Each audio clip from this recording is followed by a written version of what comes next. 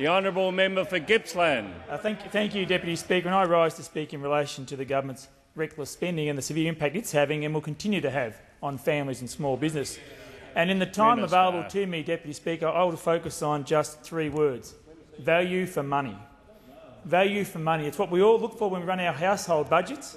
And for those of us who have been involved in a small business in the past, it's something we focus on as well in everything we do. We ring around, we get the quotes, we want to make sure we get the right price and the job well done. But judging by this government's reckless spending over the past 6 months, value for money is a concept that it simply doesn't understand. How else, Deputy Speaker, can we explain the $12.7 billion cash splash, the $900 sugar fix that should have been used for investing in projects that deliver real long-term benefits throughout our nation, not on a rush for plasma TVs and poker machines? I have no doubt that the cheques in the mail were particularly popular in the electorate, but they weren't in the nation's long-term interest and they didn't deliver value for money in terms of benefits to infrastructure throughout the Australian economy.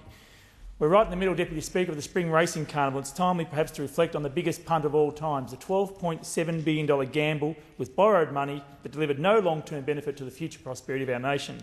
Long after that joy of receiving the cheque in the mail, Australian families will be paying off this debt, which has been accumulated for every man, woman and child.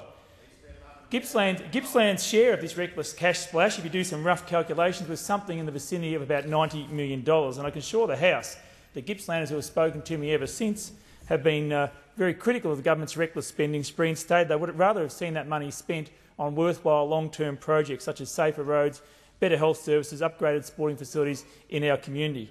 I will get to the schools, Minister for Small Business. The consequences of this reckless spending will be felt for decades to come. We know, and the reports have come in already, that the health system needs an overhaul, and I'm sure the Minister for Health, who is in the chamber at the moment, would really like to see some of that $12.7 billion allocated to her health budget.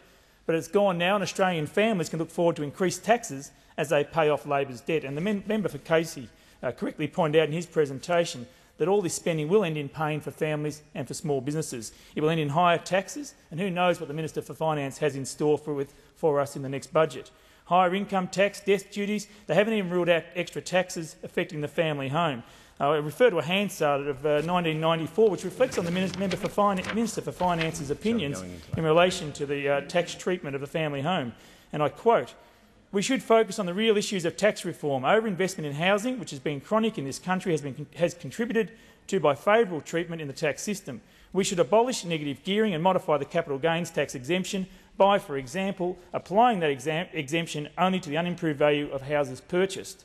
In that way, there will be no bias in the tax system which impels people to invest in extensions and the like." Even the family home isn't safe from the Minister for Finance. We are likely to see cuts to services across the board, with families and small businesses will feel the pain for Labor's reckless spending.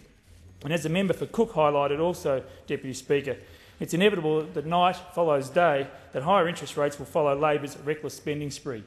Deputy Speaker, those opposite like to claim that the opposition rejected any form of economic stimulus whatsoever, and that's a fiction or a fairy tale, if you like.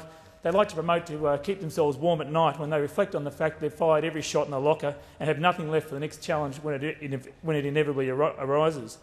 Like the member for Cook, who had his push me, pull you, I'm reminded of another fairy tale.